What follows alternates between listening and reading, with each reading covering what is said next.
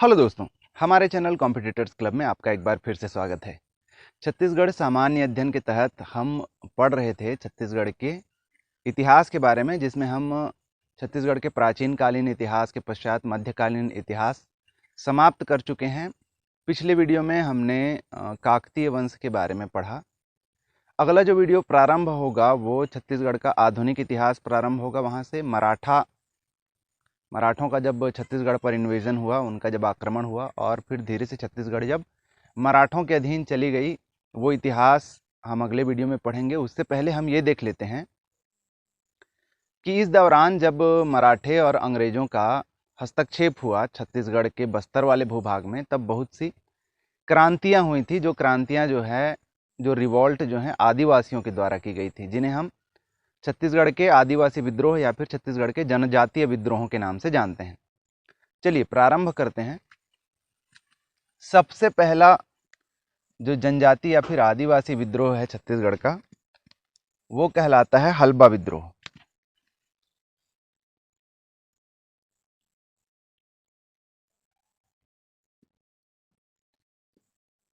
हल्बा छत्तीसगढ़ की एक जनजाति है जो धमतरी कांकेर बस्तर एरिया में निवास करती है।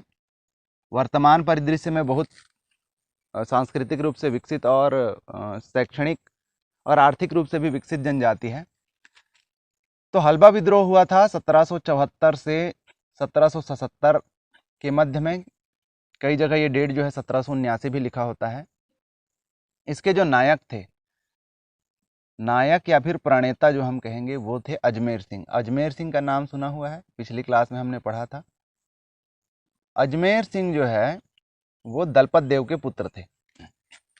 काकतीय शासक हैं दलपत देव। दलपत देव के दो पुत्र थे, एक थे अजमेर सिंह और दूसरी उनकी पटरानी से, दूसरी उनकी रानी से जो उनको पुत्र था वो थे दरियादेव।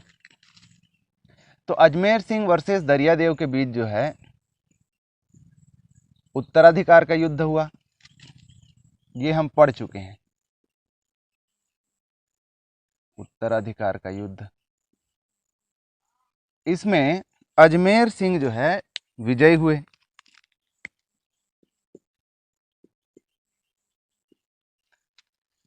इस बात को दरियादेव पचा ना सका। दरियादेव ने क्या किया? दरियादेव ने जयपुर के राजा नागपुर के जो मराठे थे या भोंसले और अंग्रेजों की सहायता ली और उन तीनों की संयुक्त सेना ने अजमेर सिंह पर आक्रमण कर दिया।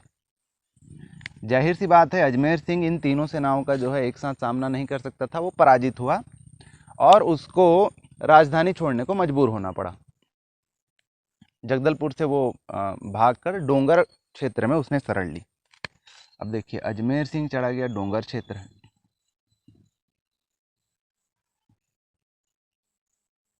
अजमेर सिंह जो है वो काफ़ी चर्चित था, लोकप्रिय था। अजमेर सिंह जो है लोकप्रिय नेता था। तो डोंगर क्षेत्र के फिर जो आदिवासी, उस समय के हल्बा आदिवासी थे, उन्होंने उनकी सहायता की और अब जो अगला मुठभेड़ हुआ वो हुआ डोंगर क्षेत्र में। अजमेर सिंह और उनके साथ में जो हल्बा आदिवासी थे, उनकी सेना का अंग्रेजों के साथ, अंग्रेज और फिर आपके मराठे थे और जयपुर की सेना। स्वाभाविक रूप से यहाँ पर भी जो है अजमेर सिंह की पराजय हुई, लेकिन अजमेर सिंह के पराजय के पश्चात जो हल्बा आदिवासी हैं या हल्बा आदिवासियों की सेना है, उनका भयानक नरसंहार हुआ, बहुत जनसंहार हुआ। अतिशयोक्ति रूप में कई जगह लिखा हुआ मिलता है कि केवल एक हल्बा बच गया उस नरसंहार के पश्चात। हालांकि प्रैक्टिकल रूप से ऐसा होना संभव नहीं है, लेकिन भयानक नरसंहार हुआ। तो ये जो विद्रोह हुआ था अजमेर सिंह के नेतृत्व में हल्बा आदिवासियों के सहयोग से, इसको हम जानते हैं हल्बा विद्रोह के नाम से। इसका कारण था, मुख्य रूप से देखा जाए तो उत्तराधिकार का युद्ध था वो। दूसरा जो विद्रोह है उसे विद्रोह कहना ठीक नहीं होगा, इसीलिए हम कह रहे हैं उसको भोपालपट्टनम संघर्ष। भोपालपट्टनम संघर्ष।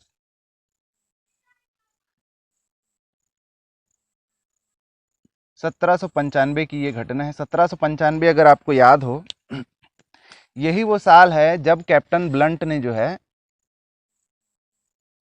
कैप्टन ब्लंट ने, ये पहला यूरोपीय है जिसने बस्तर घुसने का प्रयास किया था। कैप्टन ब्लंट ने बस्तर घुसने का प्रयास किया था। आदिवासियों का विद्रोह उसे झेलना पड़ा था और वो नहीं घुस पाया था। कांकेर तक ही वो यात्रा कर पाया था। बाद में क्या हुआ, कैप्टन ब्लंट ने जो है इंद्रावती नदी को पार कर भोपालपट्टनम जाना चाहा। इंद्रावती नदी से भोपालपट्टनम जाना चाहा। इंद्रावती नदी को पार करके भोपालपट्टनम, यहीं पर जो है जो गोंड आदिवासी हैं उस क्षेत्र के, उनके विरोध का इनको सामना करना पड़ा।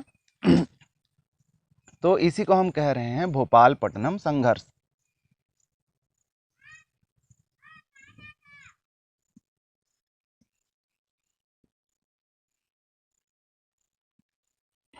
सत्रह सौ पंचानवे में हुआ था ये। अगला विद्रोह है परलकोट विद्रोह। तो अब जो विद्रोह हम पढ़ने वाले हैं, उन विद्रोहों में आपको क्या क्या याद रखना है परीक्षा की दृष्टि से। ये जो विद्रोह पढ़ रहे हैं, इसमें आपको एक तो याद रखना है नायक कौन थे, दूसरा किसके शासनकाल में हुआ, तीसरा समय, और चौथा जो है कारण। प्रश्न जो पूछता है वो दो तरीके से पूछता है। पहला, सही जोड़ी बनाओ। तो सही जोड़ी बनाओ में कोई भी सही जोड़ी हो सकता है कि विद्रोह दिया हो, समय के साथ सही जोड़ी बनाना हो, किस समय हुआ, नायक कौन था, या फिर शासनकाल किसका था। या फिर दूसरा पूछता है कि आपको एक विद्रोह दिया हो, उसके बारे में 3-4 चीज़ें लिखी हो और आपको बताना है कि उसमें से कौन सा कारण सही है या फिर कौन सा कारण सही नहीं है। तो उसके लिए इन सारी चीज़ों का पता होना आवश्यक है। तो नेक्स्ट जो विद्रोह है वो है परलकोट विद्रोह।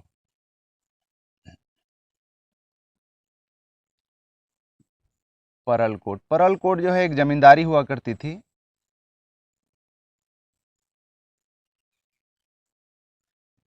कोटरी नदी और उसके साथ दो और नदियों के संगम पर। जैसे कि हम जानते हैं कि कोटरी नदी को हम परलकोट नदी भी बोलते हैं इसी नाम से। तो ये हुआ था 1825 में। परलकोट के जमींदार हुआ करते थे गेन सिंह। तो उसके नायक भी हैं ये गेन सिंह। गेन सिंह है परलकोट के जमींदार थे, मतलब परलकोट के जमींदार थे। उस समय जो शासक थे, बस्तर के शासक, वो थे महिपाल देव।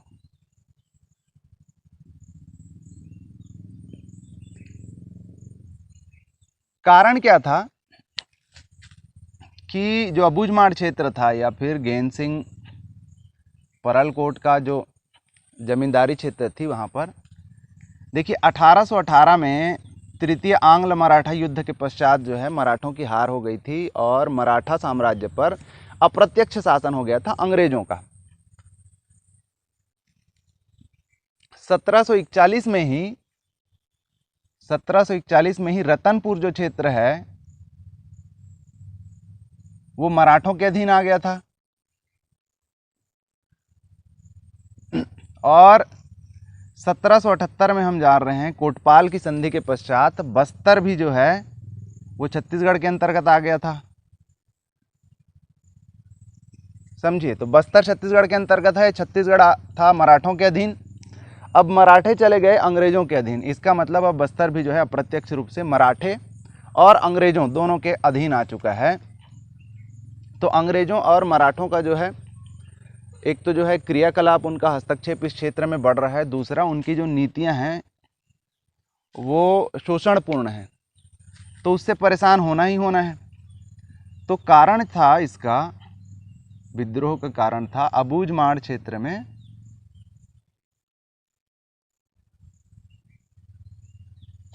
अंग्रेज प्लस मराठा शोषण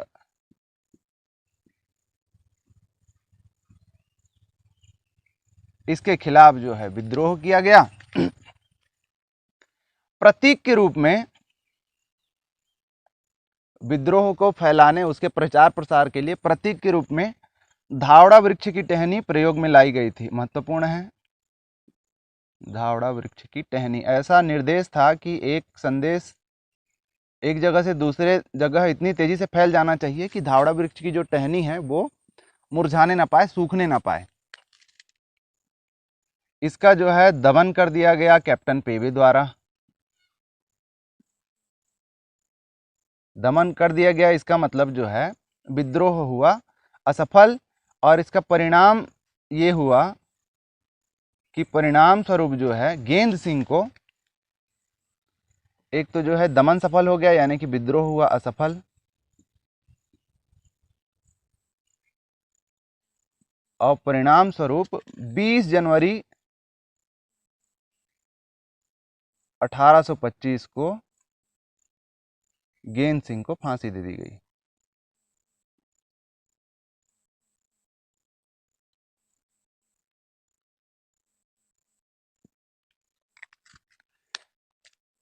तो एक हिसाब से देखा जाए तो ये जो विद्रोह था, परलकोट का विद्रोह था, वो इस क्षेत्र के स्वतंत्रता के लिए था।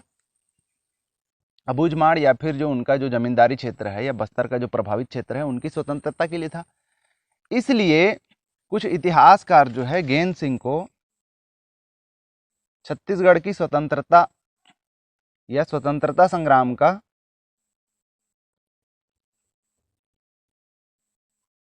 छत्तीसगढ़ की स्वतंत्रता संग्राम का प्रथम शहीद मानते हैं।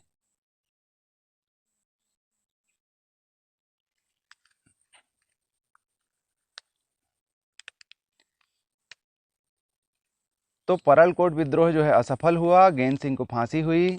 लेकिन विद्रोह जो होते हैं वो मरते नहीं हैं, वो क्या करते हैं कि फैलते हैं दूसरे जगह, इसकी चिंगारी फैलती है और दूसरे जगह लोगों को जो है इनसे प्रेरणा मिलती है। तो अब ये विद्रोहों का सिलसिला जो है जारी है। देखते हैं अगला विद्रोह। अगला विद्रोह है तारापुर विद्रोह।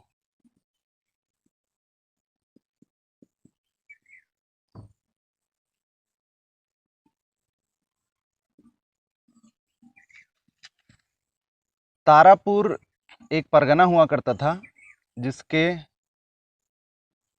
गवर्नर हुआ करते थे दलगंजन सिंह। तो इस विद्रोह के नायक भी जो हैं वो हैं दलगंजन सिंह। और ये विद्रोह है 1842 से 1854 के बीच। शासक उस समय हुआ करते थे भूपाल देव। बस्तर के जो शासक थे उस समय वो थे भूपाल देव। तो भूपाल देव शासक थे और जो दलगंजन सिंह थे वो एक्चुअल में इनके भाई थे। तो इनको तारापुर परगने का जो है गवर्नर बना दिया गया था। बाद में क्या हुआ, अंग्रेजों और मराठों की नीति के कारण, कि तारापुर परगने पर जो है टकोली बढ़ा दी गई। यही जो है विद्रोह का कारण बना। कारण क्या था? परगने की बढ़ी हुई टकोली। टकोली जान रहे हैं, टैक्स है, इसके बारे में पहले ही पढ़ चुके हैं। एक प्रकार का टैक्स है जो परगनों से या फिर जमींदारियों से लिया जाता था। इसके विरोध में विद्रोह किया गया। विद्रोह काफी लंबा चला लेकिन इसका परिणाम जो है सुखद हुआ। परिणाम ये हुआ कि टकोली जो है वापस ले ली गई। बढ़ी हुई टकोली वापस ले ली गई, यानी कि सफल है ये।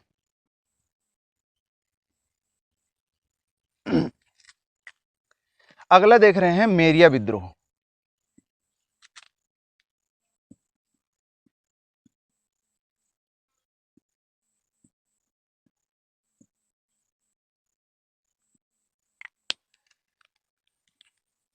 मेरिया विद्रोह हुआ था 22 साल तक चला था ये, 21 से 22 साल तक ये विद्रोह जो है 1842 से 1863 ईस्वी के मध्य। और इसके जो नायक हैं, इस विद्रोह के प्रणेता जो हैं वो है हिरमा मांझी। हिरमा मांझी, ये सब याद रखेंगे भैया, नायक याद रखेंगे। शासक इसी शासन काल का है, शासक जो है भूपाल देव।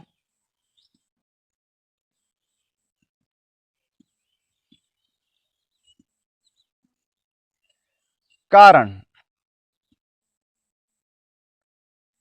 कारण को थोड़ा सा अपन समझते हैं। उससे पहले समझना पड़ेगा कि जो दंतेश्वरी माता मंदिर है वहां पर तत्कालीन समय में नरबलि की प्रथा थी। वहां पर जो ताड़ी पन्नू या फिर उन्हीं को माटी देव कहते हैं, ताड़ी पन्नू या फिर माटी देव की पूजा में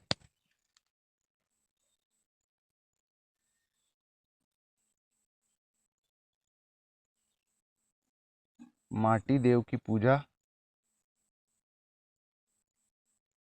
में जो प्रमुख संस्कार था वो था नरबलि।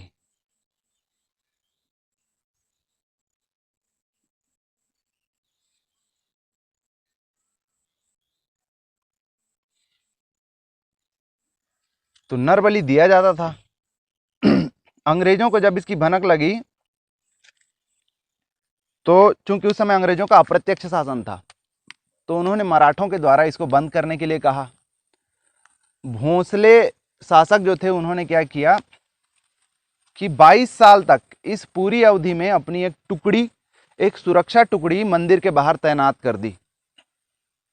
अंग्रेजों ने बाद में जो है इसके जांच के लिए अधिकारी भी नियुक्त किए, रायपुर के जो तहसीलदार थे उनको जांच के लिए भेजा भी।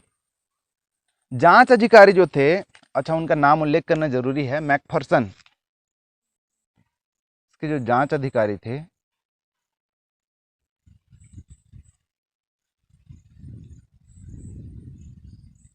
वो थे मैकफर्सन। उन्होंने ही जांच करके ये रिपोर्ट प्रस्तुत की थी जिसमें बताया था कि ताड़ू पन्नू या फिर माटी देव की पूजा में जो है नरबलि प्रमुख संस्कार है। तो नरबलि के लिए जो बाध्य लोग होते थे, जिनकी नरबलि होनी होती थी, उन्हें कहा जाता था मेरिया। तो मेरिया कौन है? ये हैं नरबलि के लिए बाध्य लोग।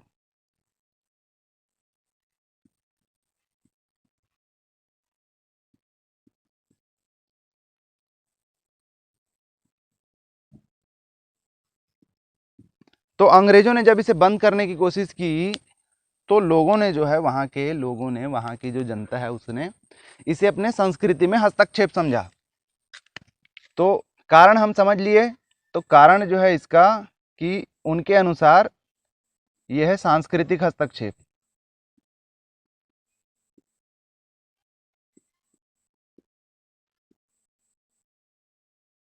कि उनकी जो प्रथा चली आ रही है, भले वो नरबलि की प्रथा हो, उस प्रथा को आप बंद करने का कोशिश कर रहे हैं, बंद करने की कोशिश कर रहे हैं, यानी कि सांस्कृतिक हस्तक्षेप हो रहा है। तो इसी सांस्कृतिक हस्तक्षेप के विरुद्ध में जो है हिरमा मांझी के नेतृत्व में मेरिया विद्रोह हुआ था। हालांकि इसका दमन कर दिया गया, और किनके द्वारा दमन कर दिया गया वो भी इंपॉर्टेंट है। इसका दमन हुआ कर्नल कैंपबेल के द्वारा। तो दमनकारी लोग भी परीक्षा की दृष्टि से महत्वपूर्ण है।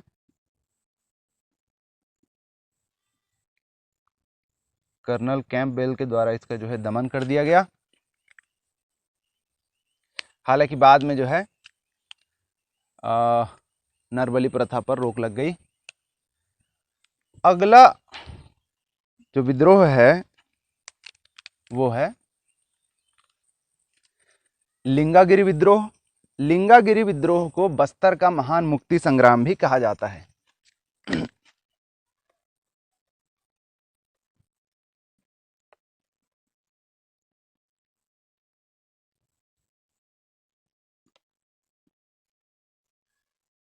तो ये भी डायरेक्ट क्वेश्चन है।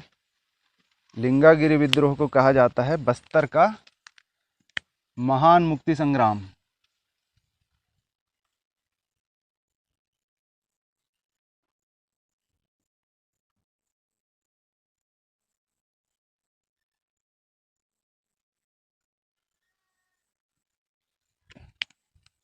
ये विद्रोह हुआ था 1856-57 में।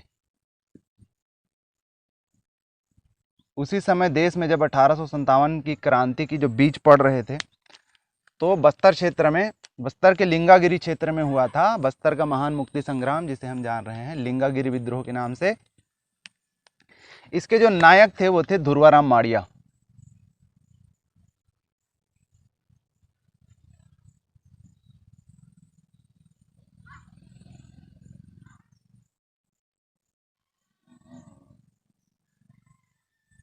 और शासक जो थे उस समय भैरम देव थे। ध्यान देंगे भैरम देव के शासनकाल में 3 विद्रोह हुए थे। भैरम देव जो है उस समय शासक थे। कारण, स्वाभाविक कारण था अंग्रेजों का शोषण। लिंगागिरी क्षेत्र में अंग्रेजी शोषण के विरुद्ध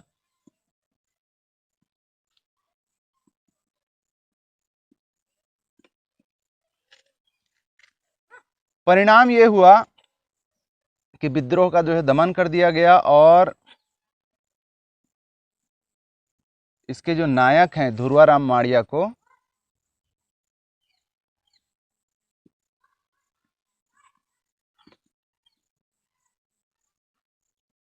5 मार्च 1856 में फांसी दे दी गई।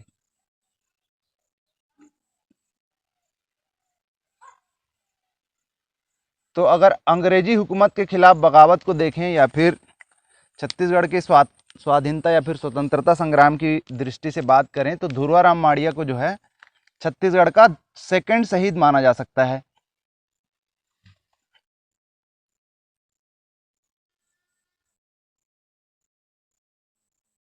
गेंद सिंह जो है प्रथम, और दूसरा लिंगागिरी विद्रोह के नायक धुर्वाराम माड़िया। इसके पश्चात जो है कोई विद्रोह,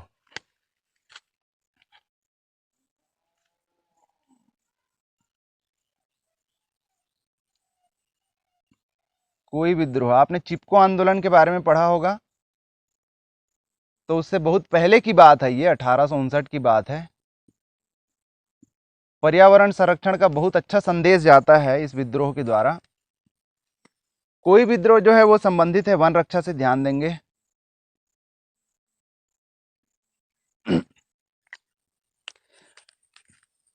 अंग्रेजी शासन, या अंग्रेजी शासन ही क्यों, वर्तमान में कोई भी शासन जो करती है अपने लाभ के लिए वनों की कटाई, तो उसने जो है ठेकेदारी प्रणाली के तहत जो है वनों की कटाई प्रारंभ कर दी। अब वनवासियों का तो जीवन ही वन पर निर्भर आश्रित है, एक हिसाब से वो उनका घर है, तो उसको वो सहन कैसे करते। तो इसके खिलाफ जो है उन्होंने विद्रोह किया था। तो पहले हमें जान लेते हैं कि कोई जो शब्द है, कोई शब्द एक्चुअल में ये दोरली भाषा का शब्द है। कोई का मतलब होता है वनों एवं पहाड़ों में रहने वाले आदिवासी। वनों, पहाड़ों में रहने वाले आदिवासी।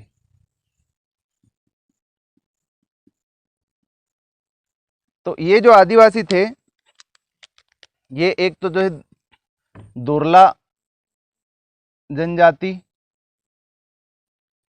और दूसरे जो थे वो दंडामी माड़िया। बायसनहान जिन्हें हम कहते हैं। तो ये जनजातियां थी जिन्होंने कोई विद्रोह किया था। इनके जो नायक थे वो थे नांगुल दोरला।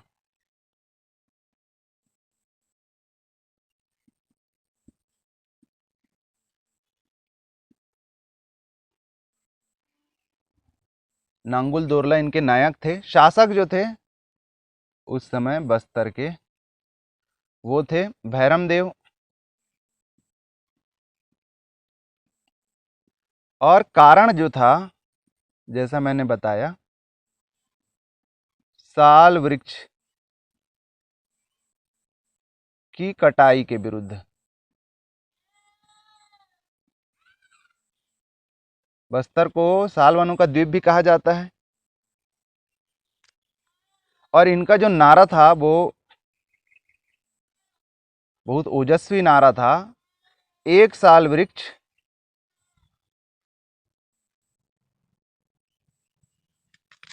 एक सिर बराबर।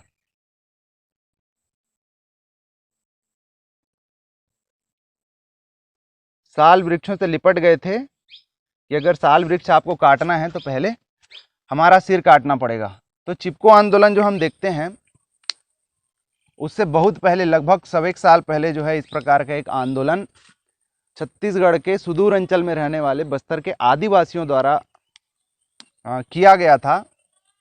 और आजकल जो पढ़े लिखे बुद्धिजीवी हैं, प्रबुद्धजीवी हैं, वो कभी कभी ये तर्क देते हैं कि अज्ञान के कारण या पढ़े लिखे नहीं होने के कारण वो जो हैं वनों की कटाई करते हैं।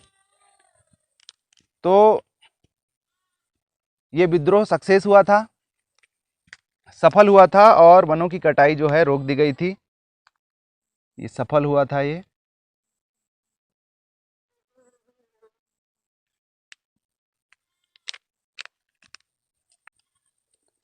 अगला जो विद्रोह है उसे बस्तर का स्वाधीनता संग्राम भी कहते हैं, मुड़िया विद्रोह।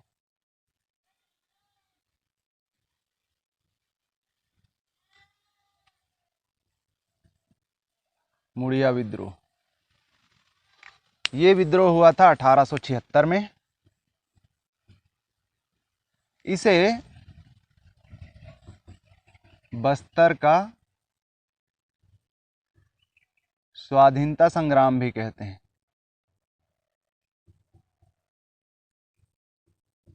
तो बस्तर के महान मुक्ति संग्राम और बस्तर के स्वाधीनता संग्राम में कंफ्यूज मत होइएगा। बस्तर का स्वाधीनता संग्राम कहा जाता है मुड़िया विद्रोह को, और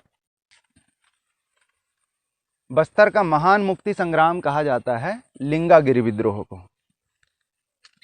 चलिए, जो नायक थे मुड़िया विद्रोह के नायक थे वो थे झाड़ा सिरहा,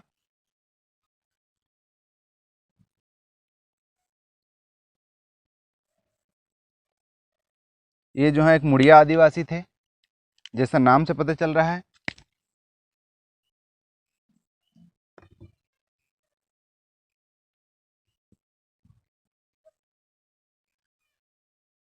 शासक जो थे वो भैरम देव थे। तो ये भैरम देव के शासनकाल में तीसरा विद्रोह है। कारण कारण वही सब कारण, अंग्रेजी हस्तक्षेप, उनकी शोषणकारी नीति,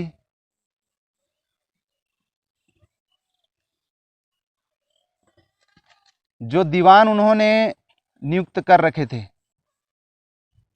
उनका आतंक। उस समय जो दीवान थे, दीवान गोपीनाथ थे, का आतंक, बेगारी प्रथा थी या फिर कम मजदूरी थी। तो उस क्षेत्र के जो लोग हैं, उस क्षेत्र के जो आदिवासी हैं, उनका शोषण हो रहा था, बहुत भयानक तरीके से शोषण हो रहा था। इन सब के विरुद्ध जो है मुड़िया आदिवासी, झाड़ा सिरा के नेतृत्व में मुड़िया आदिवासियों ने जो है विद्रोह कर दिया, सशस्त्र विद्रोह कर दिया। और प्रतीक के रूप में इन्होंने आम वृक्ष की टहनी का प्रयोग किया था।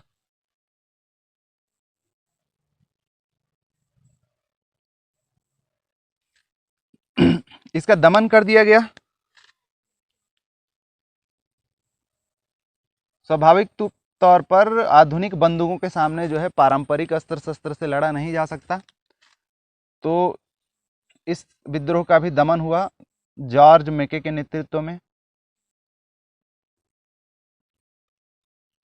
तो कर्नल कैंपबेल, जॉर्ज मेके, ये सब नाम याद रखिएगा कौन कौन से विद्रोह से संबंधित हैं। अगला और अंतिम जो विद्रोह है वो है भूमकाल विद्रोह।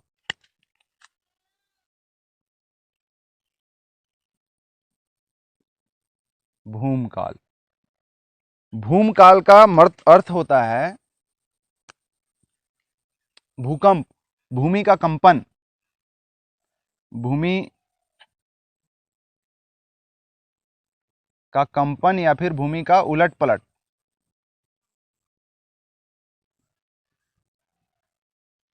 मतलब वही भूकंप से जो है इसका तात्पर्य है भूमकाल।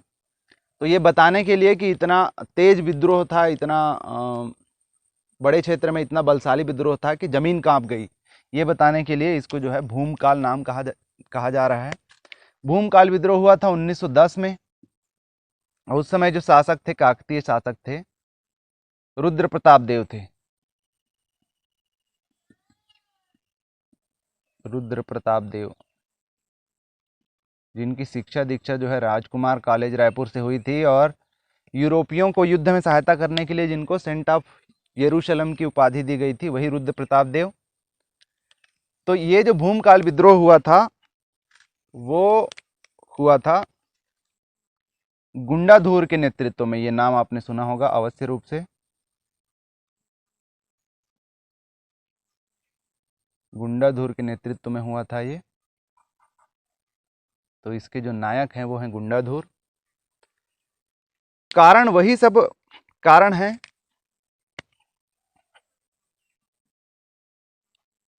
जो इसके पूर्ववर्ती विद्रोहों के रहे हैं। अंग्रेजों का आतंक, अंग्रेजों की शोषणकारी नीति,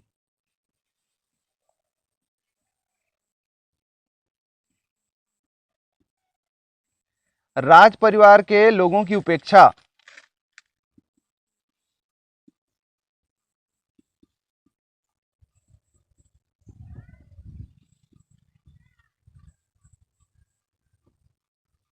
अंग्रेजों से बेहतर कौन कर सकते हैं, ये उपेक्षा वाले कामों को, हेट्रेड वाले कामों को वो बहुत बढ़िया तरीके से करते हैं। तो ये, इसके अलावा लगान में वृद्धि, ठेकेदारी प्रथा, ऐसे बहुत से कारण हैं। लगान में वृद्धि,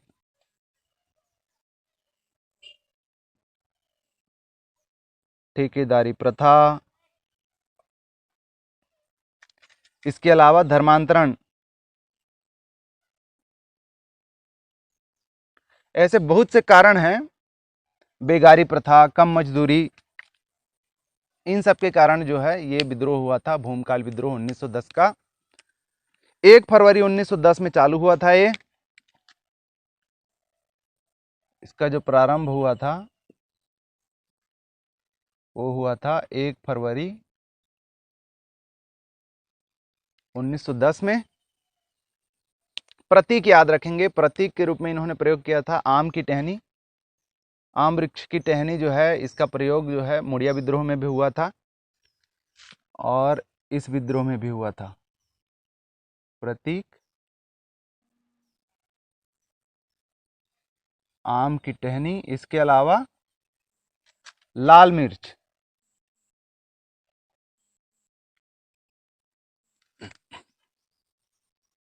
परिणाम असफल हुआ, गुंडाधुर जो है फरार हो गए, अंग्रेज इन्हें पकड़ नहीं पाई, ये जो है फरार हो गए। तो ये हमने देखा कि भारत में जहाँ पर सशस्त्र विद्रोह की शुरुआत जो है 1856 से होती है अंग्रेजों के खिलाफ, तो शासकों की शोषणकारी नीतियों के खिलाफ जो है छत्तीसगढ़ में विद्रोह बहुत पहले से ही प्रारंभ हो गया था। और यहाँ पर हमने फिर 8 से 9 जो है यहाँ पर विद्रोह देखे। जैसा मैंने पहले बताया, एग्जाम्स में क्वेश्चन जो है सही जोड़ी बनाई है या फिर बहुत सारे तथ्य देकर ये पूछना कि इनमें से कौन सा तथ्य इस विद्रोह के बारे में सही है या गलत है, ऐसा प्रश्न पूछता है। तो इसको आप अच्छे से तैयारी करिएगा। 1 से 2 क्वेश्चन जो है इनमें से आते ही आते हैं। तो आप हमें कमेंट करके बताइए ये वीडियो आपको कैसा लगा। अगर अच्छा लगा हो इसे लाइक करिए, अपने दोस्तों के साथ शेयर करिए और हमारे चैनल कॉम्पिटिटर्स क्लब को सब्सक्राइब करिए। Thank you.